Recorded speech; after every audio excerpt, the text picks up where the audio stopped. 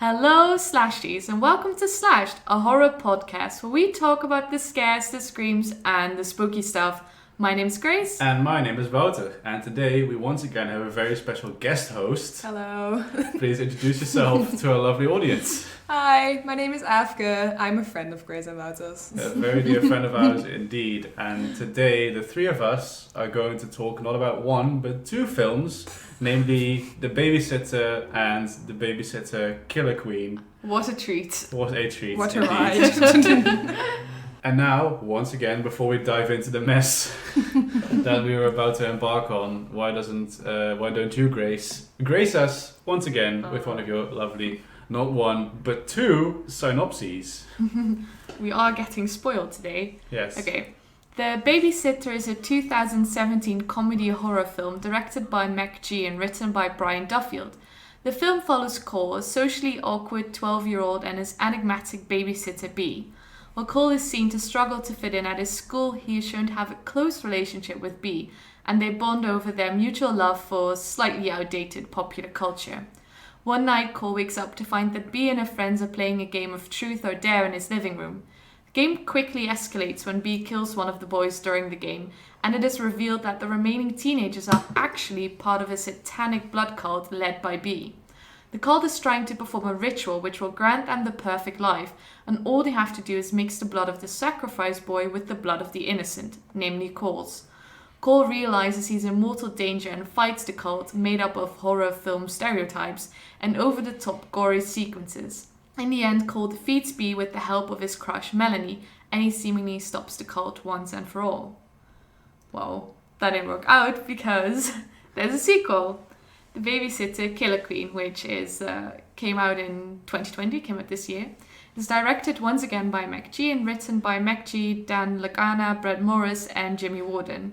The film takes place 2 years after Cole's first encounter with the blood cult, but miraculously, there seems to have been no physical evidence of this ever happening.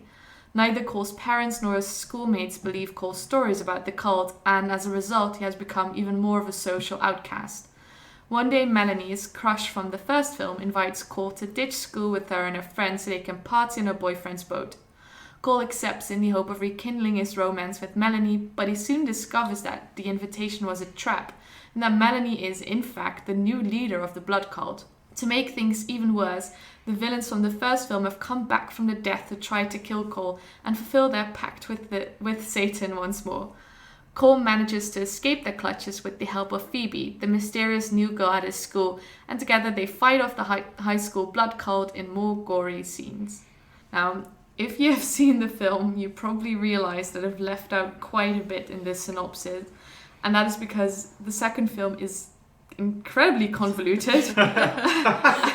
And if I had to put all of that in there, it would have been like 3 times the size of my synopsis of Midsommar, which was already long. So, Let's The drink to that. Babysitter. The Let's have Babysitter. a drink. Cheers. I'm not sure if it deserves a cheers, but No, We need a drink. We need a drink. Stay Yeah. tuned for the drunk episode, guys. It's coming. It might be this one. Oh, take fuck. a shot every time the film disappoints you. Take a shot every time the film is racist. Oh man. So we watched the first film, I'm going to say like a month ago. Yeah, like a good Yeah. month ago, I think. Yeah. And I'd seen it before and I recommended it because I think the first one is just a fun, no brain allowed horror comedy. Which it was. Which Yeah. it was, yeah. Yeah. I think we all enjoyed it. I was pleasantly surprised by the Yeah, first one. yeah. I had very low expectations, so I was also very pleasantly surprised. I mean, they were met. Yeah, I mean, I hate slashes, so this was a fun sort of step away from the genre, sort of meta, Yeah. just self-conscious enough for me.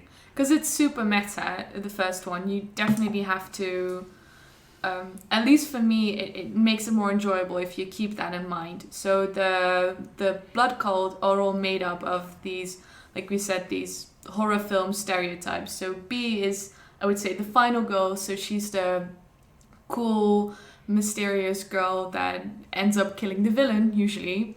And then you have the jock who is never wearing a shirt. Max, favorite character. I love Max. You have the mysterious weird girls, Sonia.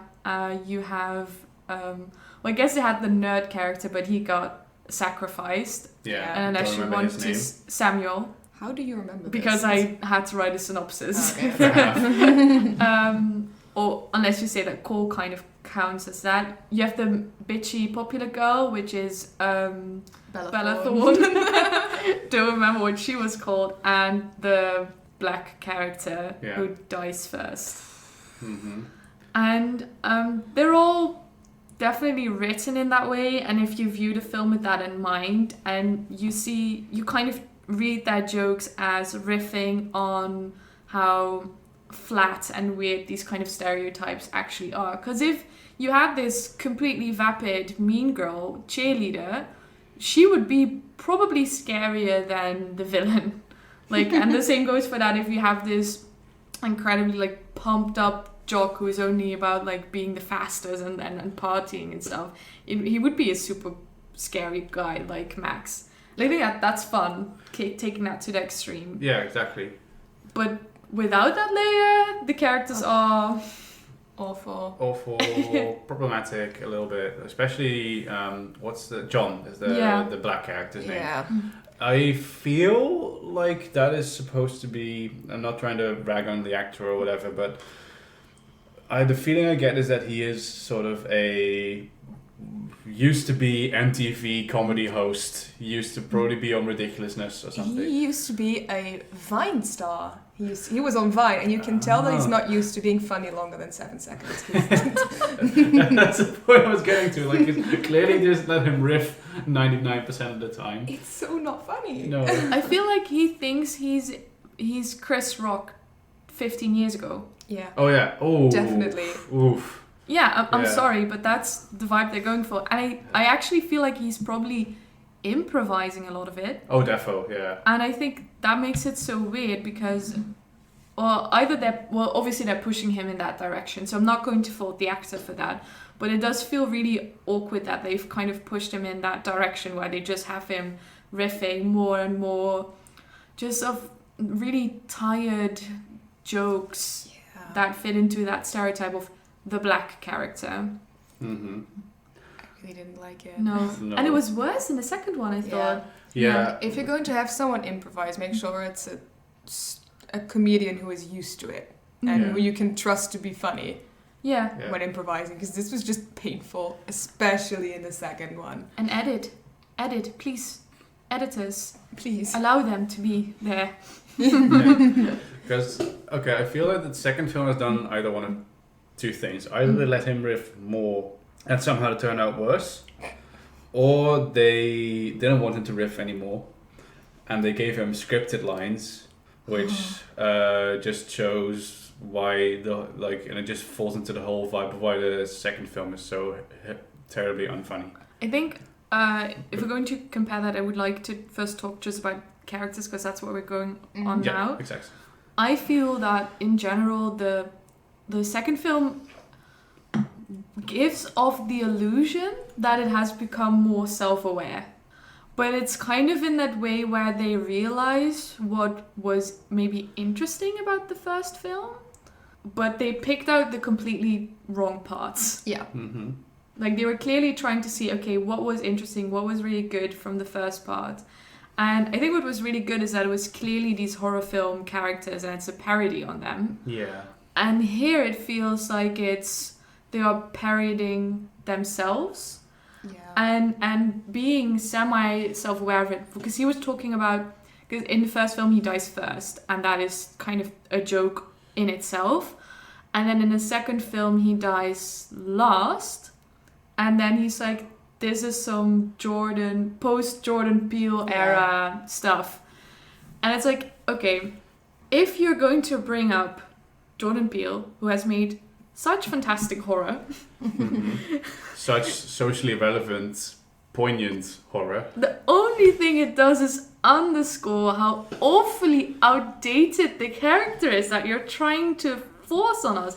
If you were truly self-aware, then you would have done something with that character instead of having him just repeat the same jokes. And then that he did, like, he said, like, Black Power when he died, and he did the Black Power fist. I just felt so uncomfortable. So uncomfortable. Violated, yeah. Why would you do that? Why would you... Like, he's a really awful character. He's literally being dragged to hell, and then you want to make one last joke. I'm like, what is the joke on? Like, Black Power is nothing because this guy is being killed now and dragged to hell. I honestly hope that they're just too... Sorry, I'm just going to be mean. Too dumb to realize what the joke actually is that they're trying to tell, because that is awful. The film definitely gives off that vibe that they're just not, I don't know, not smart enough to realize what worked about the first film. No. And that's really sad, because that almost makes me feel like the first film, they just got lucky. And it could have been really smart, because the first film does that really funny thing with the stereotypes, and then the main character, who is supposed to be the victim, is just normal. And he's like, why are you all acting this way? Please put on a shirt. It's really funny. But it just doesn't work anymore. No, the whole second film just gives off a vibe. Now, especially now you've told me that there was 4 people who wrote this. Yeah. That is just 4 white dudes in a room with a bong and a shit ton of chicken nuggets. Just sat there all night just with a chalkboard like, okay, what else is funny? Oh, I know. What if the black character at the end puts up his fist and goes like Black Power before he explodes into cinders? Oh, that's cool. Yeah, write that down. Oh, and what if the 2 female protagonists have a Street Fighter style fight at the end of the at the end of the film, complete with health bars and everything? Oh yeah, that's fun. Write that down. And then one of them goes, "You're not prettier than me." Yeah. Oh yeah, that's fun. Write that down. Yeah. That's definitely what females talk like. I say that all the time. Yeah. Oh yeah, and have Cole have this massive pump of lotion on his nightstand, and then Mel comments on it, and then his dad walks in. Isn't that funny? Isn't that what the millennials like? Oh, let's use the word millennial 10 times. Yeah, let's do that too. Yeah. Yeah, that's so weird. When they were like, oh yeah, of course they're selling their soul for followers. They're millennials. They're not. They're not. They're Gen Z. Zoom zoom. Yeah. What? Like, these people were supposed to be like a good 5 years young. Cole's 14, by the way. He's supposed to be 14. And he loses his virginity and everybody just goes, great.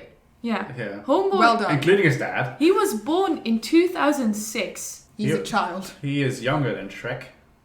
What? Shrek came out in 2003. That's the cutoff. How out of touch are you if you think 14-year-olds are millennials? And how out of touch are you if you think it's okay that 14-year-olds are having sex and you should applaud and even encourage that? It was weird. Yeah. It's so weird. It's literally what the film opens with. His babysitter went, well done, woo, good on you. His dad just went, great, wonderful, well done, son. And he kept talking about like the Magnum XLs. Like, this is not It's Always Sunny in Philadelphia, okay? I do not need to be shown this product. Thank you very much. Man. Thanks for that reference. Yeah. But Frank. But you just knew the film was going to go there because it literally opens with him sitting with the school guidance counselor. And he is like also just this ridiculously stereotypical broy black dude. Like, oh, I'm totally not qualified for this, but I'm going to be just a bro to everybody. I don't know your name because that's how psychiatrists work. Yeah. And he's like, oh, you just got to get your dick wet. Oh. That's going to solve all your problems. You just got to get some... Are 14-year-olds even allowed to see this film? I hope not. And No, it's just a stupid thing because there's no reason why he should be 14. No. Why couldn't he be like 17? The Why the actor 2-year gap? doesn't look 14. He didn't even look 14 in the first one. No. If the time skip doesn't matter, just get him to college. I don't care. Make this legal. If you're not allowed to cast actors of the age that they're portraying, maybe you shouldn't be portraying the character in that age. Yeah. It's really bad. Yeah, but I guess that is sort of the weird rock star fantasy of getting it on with your babysitter at a really, really young age, which is apparently a thing a lot of rock stars have done, I have noticed. That is abuse. Yep, and that is just sort of circling back to the out of touch 30-year-old white dudes that think that is funny and relatable. Yeah. The film had no editors, but I feel like the script, especially for the second one, also had no editors. Just when this is funny, let's do it. And nobody said no. Yeah. Yeah, but not even that. The dialogue just felt really janky at points. Horrible. You really rightfully pointed out, Aafke, you could just exactly tell which lines they were going to use for the trailer, and they knew. Yeah. People were just blurting out weird catchphrases out of nowhere, and you could just tell that was going to be a shot in the trailer. So Yeah. many fucking one-liners. Yeah, Grace pointed out that it's not really... It's just one-liners, but there's no plot. Yeah. There's more one-liners than actual plot. And the plot that is there is so bad. So bad. So convoluted. Okay, let's all have a go. Let's all try to sort of explain why this doesn't make sense. Okay. Okay. So the way I understand it, because I still don't get it, there's the blood cult from the first one. Mm-hmm. They're all dead, Mm-hmm. including B. Mm-hmm. Then there's a completely new blood cult with Mel, new jock dude, Jimmy, Boom, boom, Boom Boom, and Diego. And Diego. Weird ass nicknames, not gonna bother. Boom Boom dies because she is the sacrifice. Yeah. You need the sacrifice and the innocent. Cole is the innocent because he's a virgin, because he's 14. Also, no other virgins around? No. None. That's the one virgin they got in the town. Yeah, that's why everyone looks at him weird at school, and they can smell the virgin on him. I'm gonna say something odd. So he is wearing a corduroy suit, right? Mm. Which looks snazzy AF. Yeah. Actor is not ugly, you know. Yeah. There are weird girls, you know. Yeah. A lot of them into theater and literature and dark academia and stuff. I bet he would be getting a lot of phone numbers. Yeah. Yeah. I'm glad you said phone numbers. I thought it was going to go somewhere completely No, else. because he's No, 14. no. He shouldn't be getting anything else. You Yeah. should be getting a chaste kiss on the lips. Yes. And leave room for Jesus. Oh my gosh, we're being more prudish than the Americans. All Americans are just insane. Oh my Yeah, god. the 14-year-olds can have sex, but just can't show nipples. You know, nipples ruin the mind of a child. We have not talked about the film. Oh, nobody knows what the fuck happens in this film. Anyway. There's a lot of Prosecco. Anyway, there's a new death cult, blood cult. Why are they calling it a blood cult? I don't know. Because they want blood. Yes, thank you. And there's the new people, and they have also made a pact with Satan. And and they all want vlogs. They want different. They want vlogs. They want everyone to go to their MyFace. And TikTok. They mentioned TikTok. they mentioned fucking TikTok. And which then they're also- like, I meant a clock. It's like, you don't get to flip-flop on this film. Either you're anti-millennial or you're anti-zoomer, not both. yeah, either in Smoke Club or you're You're out. out. So, new cult, they kill Boom Boom, and then there's some shit goes down. And then the old cult shows up, because why? Because we wanted them back. Yeah, because the film realized that they were way better than the new cult. So memorable. Loved them. Okay, I'm glad that Max was back. Max Yeah. was awesome. That scene where he's working at like the fast food place and he's not wearing a shirt and it just He's has got his the name name tag tag. pinned to his pecs. That's just the fucking best. I mean, I was glad to have the old group back because I Yeah. did think that they were funnier than the new group. But Yeah. my question then is, why did we need a new group at all? Yeah. Because it's implied that they get to come back every 2 years to try to kill Cole. Yeah. So why is Melanie even involved? Yeah. They needed a new blonde hot chick Yeah, Mhm. who should not, I don't know, wear a sweater. wear a sweater, please. It's cold. You're not undead. Stop wearing a crop top and shorts. You'll catch a cold. That's what I'll tell my children in the future. Yes. It's cold, you're not dead. Wear a sweater.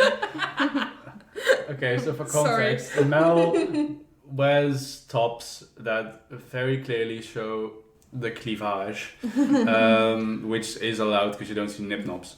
We'll pray she shan't catch cold. Yeah, so that is allowed for children because she's 14 as well. And apparently that's a requirement when you worship Satan. Yes. You must be blonde and wear sexy clothing and wear red lipstick, and that is how you know Yeah. she's evil. You should all be very suspicious of me. I mean, you are blonde. And I've never seen you and Satan in the same room.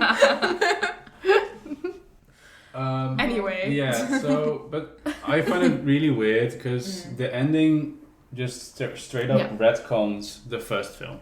Because they're trying to give B this arc. Okay, I'm going to try to explain it as concisely as possible. So basically, B came back after she tried to fuck over Cole. Like, this happens off screen. And she becomes the babysitter of somebody else. That happened before. Oh, okay, sorry, that happened before. Wasn't clear to me. Yeah, because in the flashbacks, Phoebe is super young. Yeah, okay, correction. Before B was Cole's babysitter, she was Phoebe's babysitter. Yeah. And she was sort of Phoebe's guardian angel kind of thing. She promised to protect her always. They got into a car accident. Phoebe ended up in critical condition, ended up being orphaned. And then B made a pact with a demon to save Phoebe's life and her own. So she could be her protector for all of eternity somehow, you know? But then, why is she in the blood cult? Did she need to do the ritual to, like, make sure that Phoebe would be safe forever? Was that her end of the bargain? Or was it just her soul?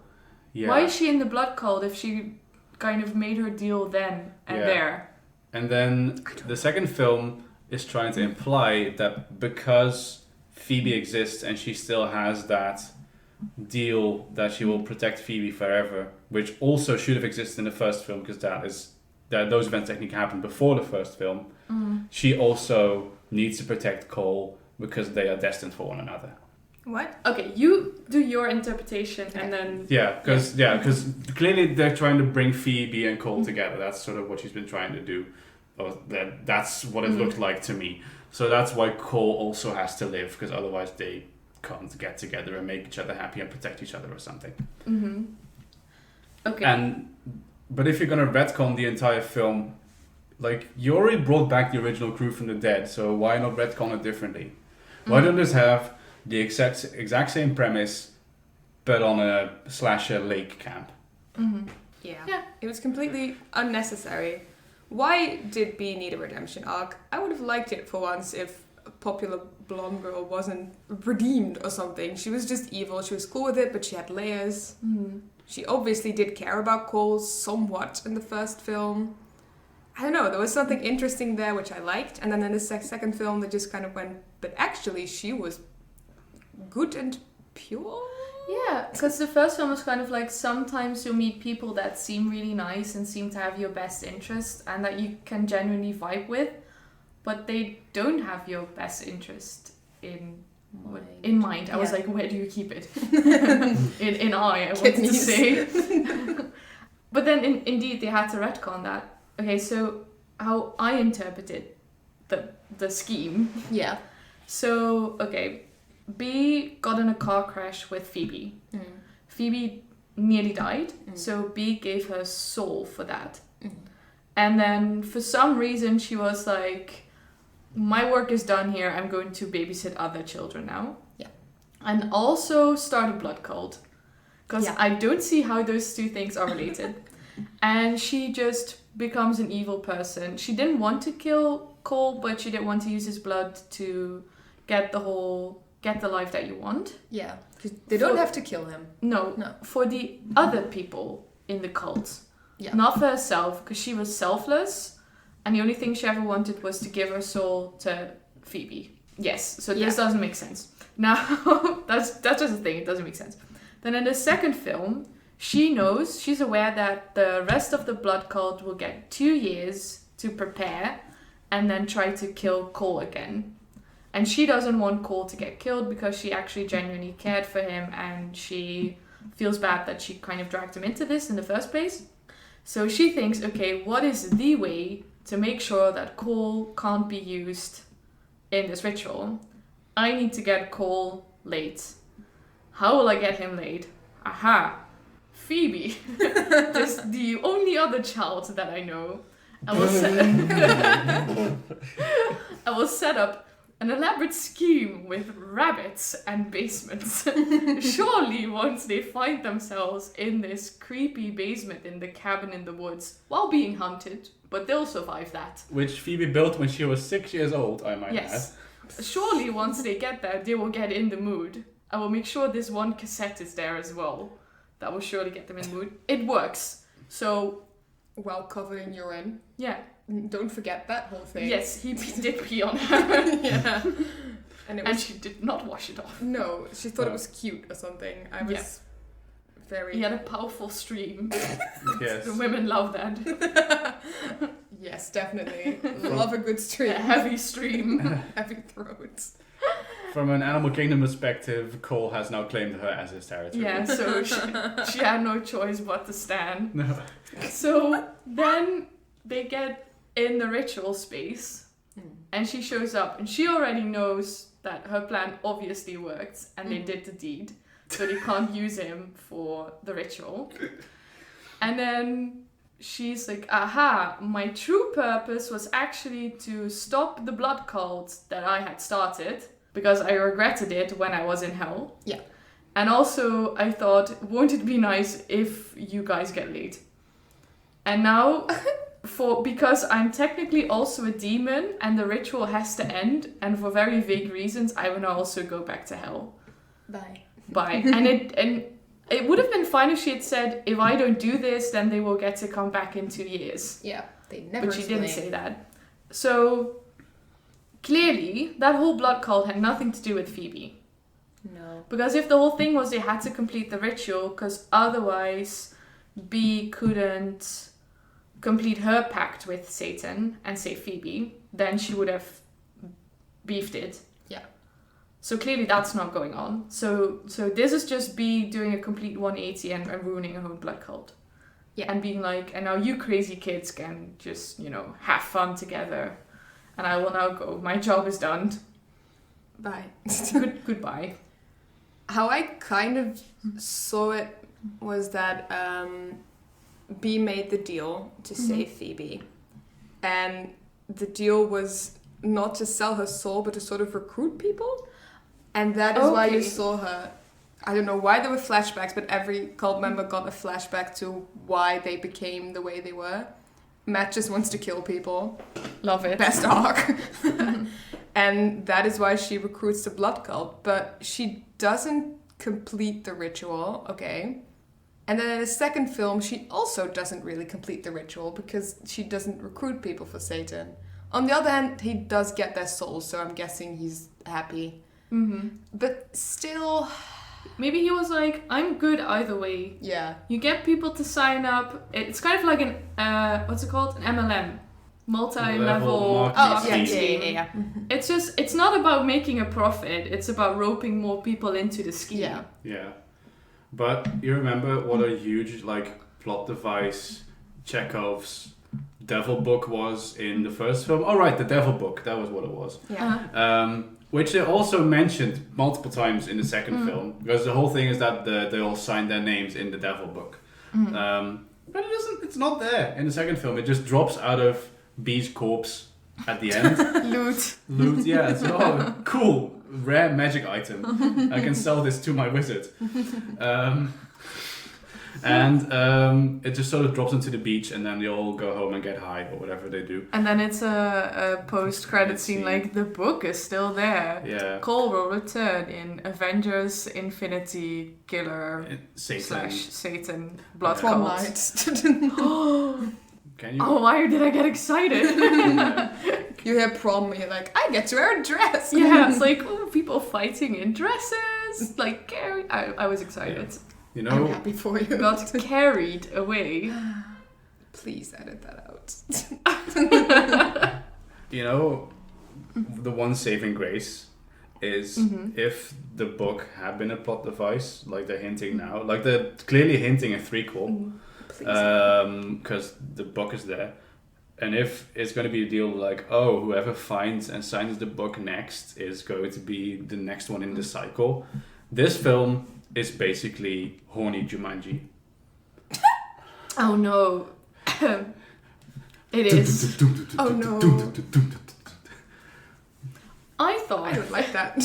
when I watched I guess it's a trailer, right, on Netflix? Yeah, the preview trailer, yeah. We're on Netflix. I thought the whole thing was going to be that they were going to go to summer camp. So like Cole and Melanie and like a few others in a friend group. And then the old cult members were gonna come back, and then they were gonna be like, we need a body so we can like be alive again. Mm-hmm. And then it was gonna be a whole thing that B was going to use Melanie's body to return, and then it was going to be like a thing where Cole was having a relationship with Melanie, but he still had kind of these weird conflicted feelings for B, so it was going to be like, is he going to let her, isn't he going to let her? That would have been more interesting. Yeah. And then like all the stereotypes were going to go into the stereotypes, or maybe get mixed up, and then it would again be Jumanji, but you know. Bit different. That would have worked. Basically anything except for what we got would have worked. Yeah, basically I would have liked to see Jumanji. I want to watch Jumanji. Oh, I love Jumanji. I don't. You don't like No, Jumanji? I like Jumanji, but I don't like that the villain is called Van Pelt, because that's my last name. Girl. And I have a trauma. But he's super cool. He's not cool. He's a crazy old man with a gun. He has a swanky mustache. I don't. Wasn't he kind of hot? No. In the new one? Oh, the new one. I guess, but not the old one. But you can watch the new one. I did watch But he's it. cool. Yeah, Didn't you he's like cool. it? No, I did like it. Yeah. I liked The Rock, basically. Love it. Yeah, Nick Jonas was good in that.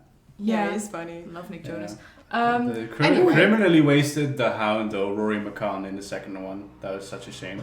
Nerd Boy from Jumanji, so Yeah. that was not very nice of me. Alex Wolff. Yeah, is in Hereditary. Yeah, he is. Yeah, he's Peter. Yeah. Or Paimon. Paimon.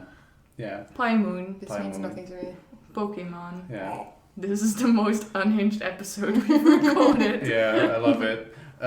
It's because the film is so unhinged. Mhm. It just doesn't work. We haven't even talked about the parents yet, and I'm just reluctant to do because I hated everything about it. No, because the dad is basically fucking. He is the actor who plays TJ. PJ? TJ in Brooklyn Nine-Nine. Yeah. And in Brooklyn Nine-Nine, his whole deal is that he's really, really, really stupid.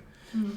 And his whole deal in The Babysitter is that he's really, really, really, really, really stupid. But it wasn't in the first one, right? Oh, defo, yeah. Was it this bad? No, in the first one it was just these parents were like, okay, goodbye child, we're going on a road trip, and Yeah. that's it. They're They just were- gone, and they don't care very much about that. They were a bit kooky. Yeah, they're just a bit strange. And in this one, they were just awful. Yeah. Yeah. He was like actively horrible to his wife. He was actively horrible about Cole. Yeah. And then we haven't even talked about the worst character in the film, Mel's dad. Juan. Juan. Oh, it's awful, because they're going for that boomer humor that's like, I actually hate my wife and child, isn't that funny? And his daughter kind of goes missing, and the only thing he cares about is that she stole his car, and his car is his baby. Yeah. So every time they're like, oh, have you heard of Cole and Melanie? He's like, oh, is my baby okay? And they're like, yeah, Melanie's fine. It's like, no, I mean the car. And they do that joke like 3 times. at least 3 times. Yeah. And it isn't funny once. Like the rest of this film, it was dead on arrival. I love that. Oh, thank you. Maybe we can use that as a title. Dead on arrival. Yeah. Please never do this again. Yeah. Babysitter 1 and 2, Dead on Arrival. Please don't do this again. Please, we beg you. I can't. Please, Refrain. release me. Yeah. Please, Satan, I'll do anything. Just don't make another. He just shows up at anything. Yeah. Where are the good old films where you just sell your soul for butter and a nice dress? What? I have a Vitch Tune in reference. next week to. No, I'm not going to say that because we really irregularly record these episodes, so it might be in 3 fucking weeks. This was really impromptu. Yeah. Yeah, we were basically having drinks, and then we were like, let's watch this film, and then we were like, let's record an episode now. We I have honestly opinions. thought we liked the first one. It was entertaining. It just wasn't like I didn't have big opinions on it. And I was like, oh, so this one will just be very safe for us to watch while we eat. And then we got heated. Yeah, because the trailer was pretty rad, right? Yeah. Like I was super stoked because the old cast was there. There were some new characters. Cole had grown up, Mel had grown up. Like, oh, cool, these actors have got a bit more to work with now. Yeah. And then it just all flopped. And I don't get it. Why would you do it? Why did they make it so complicated? It's really unnecessary. Yeah. And it's not, you can't, say, oh, it's meta commentary again, that horror films are really complicated. It's just complicated and it doesn't work. Yeah. Yeah. Oh, It did. Sorry, you first. they introduced this new character, Phoebe, and I actually really like the actress. I don't know her name right now, but she's in You as well. Yeah. So it's really nothing against the actress playing Phoebe. She's called Jenna Ortega. Shout out to Jenna. Yeah, but they have given her such a lame character. She is just not like other girls. Yeah. She is the final girl, but it's without any just hint of awareness of how just worn out that trope is. She's literally dressed. If you've seen the final girls, the one with Adam Devine, which is not at all the lead, but I'm just. He's probably one of the better parts of that film. Oh, I love Adam Devine in anything he's in. Yes, he is divine. So anyway, sorry, circling back to that. That is also a film that does a lot with like horror film stereotypes, and it's a horror comedy. And the girl playing who was supposed to be the final girl is Paula, is dressed in exactly the same way that Phoebe is dressed in this film. Yeah. And I'm like, either that is some very like clever styling, or it's just you being really, like them just being really unaware and thinking, well, this is just what the cool kids dress like, right? Mm-hmm. Or they want to, pretend like they're making commentary, like they're providing any sort of commentary on the final girl trope, but they don't. It's basically what the rest of the film does, is that they're giving these hints that they're being really clever, giving meta commentary, and then they just don't, but because they say that they do, we're just supposed to believe it. Yeah. It doesn't work. If you just keep talking, eventually you'll comment on something, right? Yeah, that's what it feels like. It's no editing. Yeah, it's the monkey and the typewriter. Yeah. If you, like, for those unaware, if you give him the principle of if you give a monkey a typewriter and enough time, it will write Shakespeare at some point. Yeah. Oh, and it's just they keep Cole keeps having these conversations with her where sometimes she's this super sassy, like, take no prisoners, I'm a strong independent woman, I don't care about you vibe. And then the other time she's just looking at him doe-eyed while he's explaining the concept of stars to her. Yeah. And it's so annoying. But she's not like the other girls. Like, she makes crude jokes and she's seen Terminator. Everyone has seen Terminator. Yes, director, we know you've directed a Terminator film. Another very good one, I'm sorry. Terminator Salvation. You can bring Christian Bale on board all you want. Terminator Salvation is not very good. I would say Terminator is a horror film. That shit's scary. Especially the second one. Oh, man. Where the guy morphed into the Connor's parents and everything. Yeah, well, according to really this good. film, Terminator 2 is one of the four sequels that are better than the original. Well, I can tell you, Killer Queen definitely is not going to be the fifth No. one. Yeah. I wonder which the other three are. Shrek. Shrek, right. Shrek. Yeah, Shrek. Oh, yeah, no, Shrek 2. Yeah, okay, fair. Yeah. Yeah. And that makes sense because Shrek 2 came out in the same year as Cole. Yeah, and also Smash Mouth did a lot of the songs from Shrek, and MacG Yeah. directed the video clip of All Star. Yeah. Mhm. So there's a connection there. Yeah, Mhm. it's all connected. Yeah, and this film definitely has big Smash Mouth energy. But in all the wrong ways. Yeah. It's like the one who wrote this tried jokes that were not even funny anymore in the early 2000s.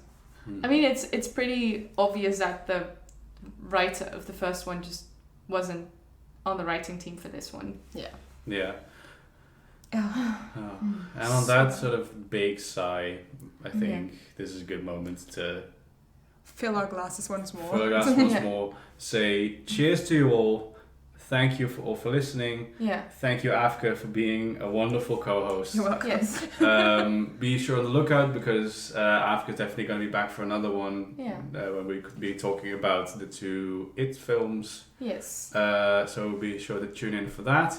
But and for now, we hope that you join us again on another episode, and that won't be an episode about the third Babysitter film. Oh, No. please no. Also, the next episode will probably be a lot more cohesive. Yes. Unless you like this more loose, drunken format, Yeah. leave a comment. I definitely like it. I'm gonna get another drink. Yes. Thank you for listening. Be sure to follow us on the socials. Leave a comment. As you said, like recommend us films, whatever, recipes, drinks. Tell us why you did like this film. Yes, exactly. Please defend this film. On that note, I've been Wouter. I've been Grace. I've been Aafke. And you've been Slashed.